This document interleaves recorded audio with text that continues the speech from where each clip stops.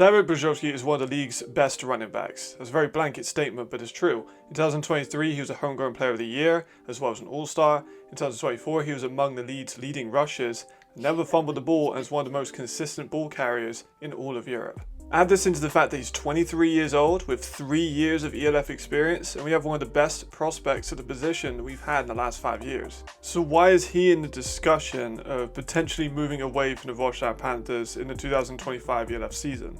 Well, as with every team in professional sports, there are bonuses of staying with a team and there are disadvantages. With the Wrocław Panthers, their season was a very strange one. I mean, they had the 5th ranked offense in terms of rushing in the entire ELF. And the run game has been quite a large part of their identity. Dawid himself has won 37% of his career, going over 100 yards in these games. But there are negatives of Wrocław Panthers. Their season was riddled with the quarterback controversy and they finished with 16th ranked passing offense. So a lot of the weight of that team fell on Dawid as well as other players in that offense because the quarterback situation was such a rough one. And in his 3 years with the Panthers, he's never won a playoff game. He's appeared in one, didn't have the best game, and ended up crashing out as a 6th seed in last year's playoffs. And now we are getting to the point where we could start talking about players moving around in the league. The league has become a lot more stable, the foundations are set, we can start talking about where potentially players could be transferring. I did this with Flores Calderon a few months ago. You can go check that out on the channel. Now we're going to get into the teams that I think could pursue Dawid Brzozowski in the 2024 offseason in preparation for 2025.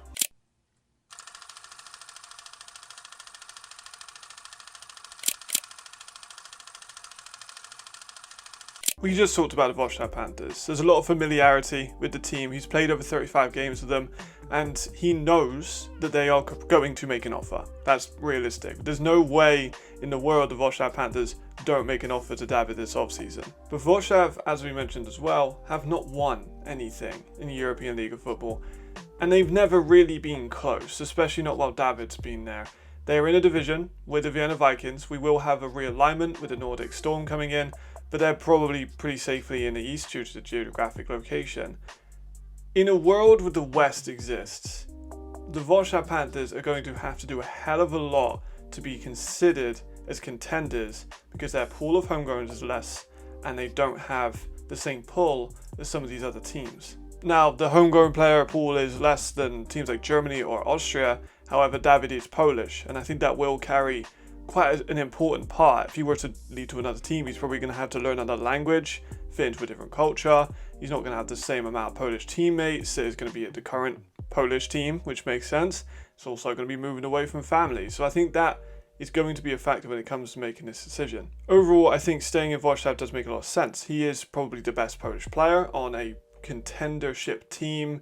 He is probably the face of Polish American football at the moment. If he stays there, he could make a decent amount of money with the team, as well as being their marketable superstar. However, there are 2 teams that I think were very interesting fits, and then potentially a 3rd team that I'll talk about at the end, but 2 main ones.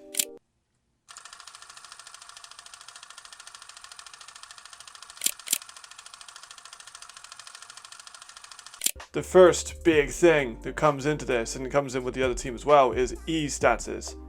There's a lot of benefits to being an E-status, not just financial, but also reputation-wise. You have been chosen as one of the 6 Europeans that this team is going to bring in to make themselves better. There's a lot that comes with that in terms of responsibility as well, but as one of the best players, I think that he can handle that. And the Surge also offer a very interesting dynamic where they're going on a very big title push. They have a lot of pieces that they need, and you could argue their offense needed a little bit of help towards the end. They took the Rhine Fire all the way up to overtime in a game they were winning for the majority of it. And I think they want to make that push. Their team needs to make that push to go to the championship. They were in it in 2023. They got beaten. They were this close in 2024. And they got beaten, both to the Rhine Fire. They need to make a title push. Dawid could be an instant upgrade on the offense. You got Riley. They withhold Geyer and Meyer. An amazing offensive line. You add Dawid to that offense. That's pretty fucking outstanding, and it's going to be one of the best offenses going in 2025 if it does happen. The coaching standards in Stuttgart are also extremely high, not only in terms of the consistency, because you know exactly who's going to be coaching that team as soon as you walk in the door, because they don't make many changes, whereas Wrocław do. especially during the season, a couple of different offensive coordinators, but also the scheme, because they had Nicholas Kantar, we'll get to him in a second, who had a very good season with this team, but they rotate running backs quite a lot. Kai Hunter and Levin Livenau got a good amount of touches. You add Dawid into that with a good German core, ease him up, let him be a bit more explosive because he's not getting 25 carries a game, and I think that he could be extremely productive and also remain healthy during the entire season and help them out in the long run of the playoffs. And I mentioned Nicholas Kantar, great running back, French running back, and that leads us on to Paris, because I think they are going to go after Nicholas Kantar this offseason because they needed a bit more burst in this run game. If they don't go after Nicholas Kantar, I think they're going to go after Dawid.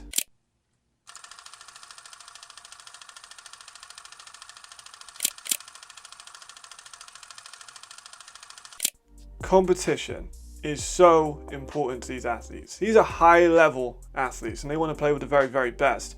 In the Central, he had to play the Dragons, he had to play Milan, he had to play Helvetic. These teams were not great. If he goes to the West, where Paris are going to be, then we're going to have the realignment as I mentioned, but they're probably going to have Nordic, going to have Rhine, you're going to have Hamburg, who are going to be on a big rise, watch this offseason. You're going to have Madrid, you're going to have Cologne, potentially Frankfurt. We don't know how they're going to look at the moment. The West competition is huge. If you want to be one of the best, you got to play one of the best. In terms of what Paris has to offer in terms of a roster standpoint, is so individual to them because they have all of the best French players, pretty much. There's a few that play outside. However, just the athleticism in that country, they do not have to share homegrowns with any other countries like an Austria do with the Vienna Vikings or Tyrol, like Germany do, like even Spain do. And it's just such an individualistic thing because they have such an amazing group of French talent. We don't know what they're going to do with their imports, whether they're going to keep some, move on from some, have some taken to other teams. We don't know that. We're still very early into this year. But with a French core available, even in the offensive line, even on the defense going to be getting him back the ball, we know that it's an elite group of teams and honestly probably one of the best available in the European League of Football. There's also the very attractive asset of travelling. He's 23 years old, he's been in Poland for his last 3 years of his career. He could go to Paris, explore, be in France, live in France for the season, go to all these different new locations and live the life of a 23-year-old man, you know what I'm saying? So I'm sure that is a factor. Living in Paris is a dream of many people. It's one of the biggest cities in the world, so I think that's going to be an important factor in terms of wherever he goes. Overall, I think that Paris and Stuttgart are both so incredibly interesting to see if he would go over there. Warszawa, I think, probably have the best base in terms of getting him.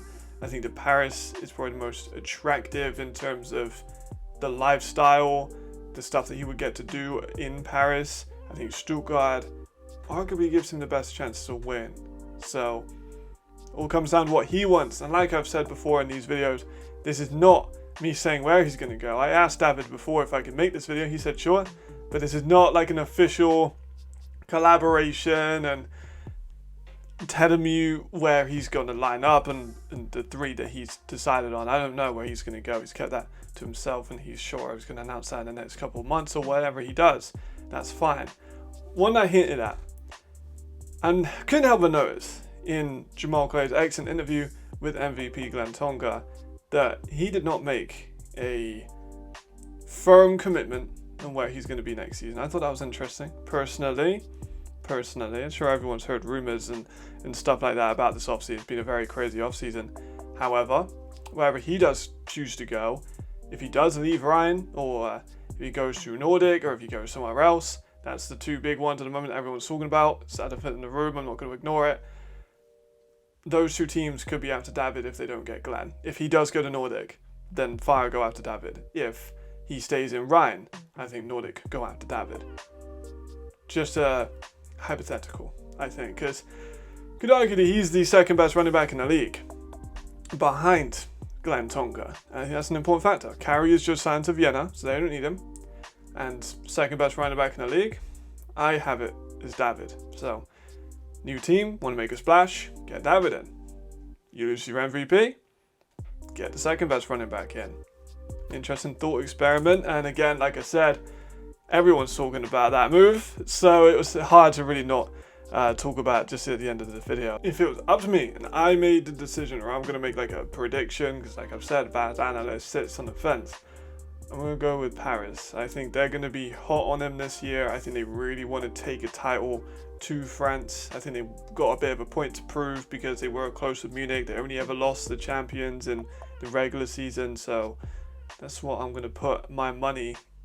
If I was a betting on this, I would go for Paris. So I hope you guys enjoyed. I love doing these videos. They take a while to make just because I like to look at the details of each team, but it's good fun. Obviously the uploads have been so slow and I do apologize. I will try and make more now that I'm getting to more of a flow with school and the season's now in swing, so hopefully I can just have a little bit more of a creative time that I can spend on these videos. I watched the streams. That was amazing, watching the streams with you guys. We've hit 4,000 hours now as well, so that's great. Want to say thank you. Of course, all the music used is by Shiro Beats, which I'll link in the description.